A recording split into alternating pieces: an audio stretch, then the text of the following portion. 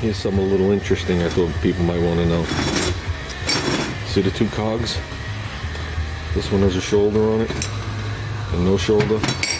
This one has no shoulder and has a shoulder. Okay, there's a reason for that.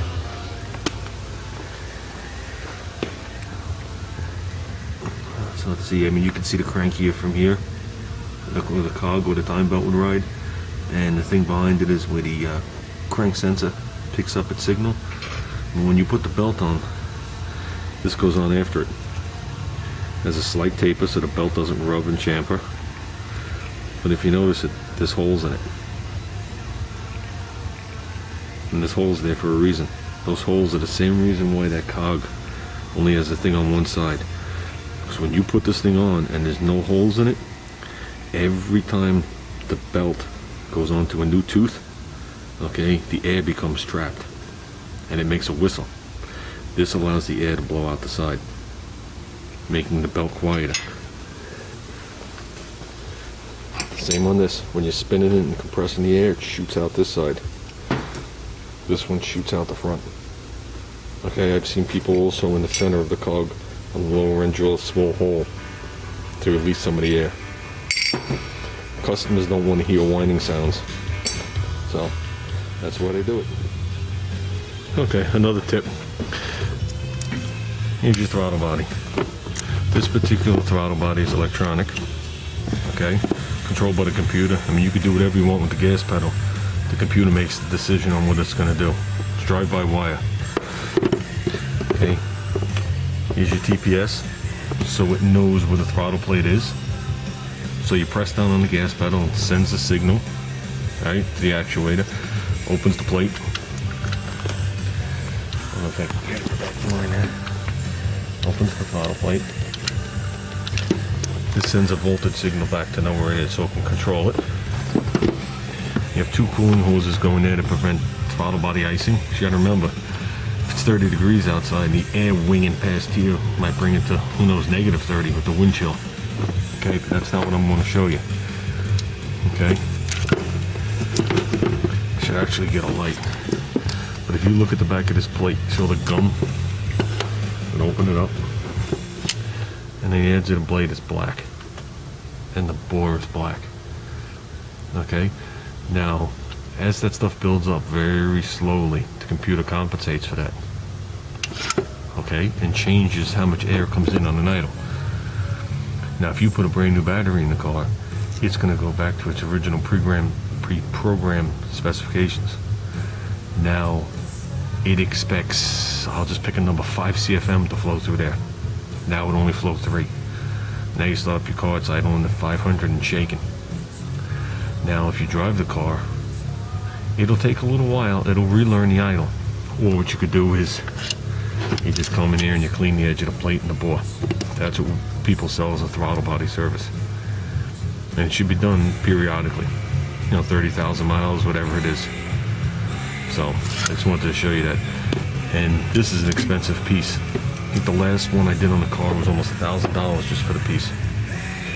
So, why would you even want to mess around with it? Because every time it closes, it goes back into the goo and the glue. In the olden days when you had a throttle cable, some cars, when you stepped on the gas, you'd feel it stick for a second. Because that would be the plate sitting back in that glue. So why would you want to do that to the motor every single time when you could just clean it and it works free? So I figured I'd just show you that. We're getting further. We got all this mess done, all the stays and brackets in the back. You're rich, I got the 2 bolts back there, just so you know. I have everything but these 2 bolts on this. I'll do that in a little bit. Now I'm going to mount the throttle body back on, but I'm going to clean it first. Take care of a couple of these vacuum hoses. Put the air filter box back on with some of the evap hoses. And then I'll move over here and I'll blast off the pump and put a belt on. Okay, here's a little bit more. This right here is the EGR. On some of the older stuff that a lot of people deal with, you just see vacuum hoses coming off it, and it's usually hooked to a temperature switch and the ported vacuum. So after the car warms up and you accelerate or open the throttle plate, it could open and blah blah blah blah. Well, I'm not going to say this is modern day because it's 10-year-old technology, but it's still a couple of levels up from how antiquated it used to be. Okay, Basically, this is cast iron. Heat is running through it. Here's the intake manifold. So any exhaust you put in here is going into the intake manifold. The only thing stopping it is the EGR valve.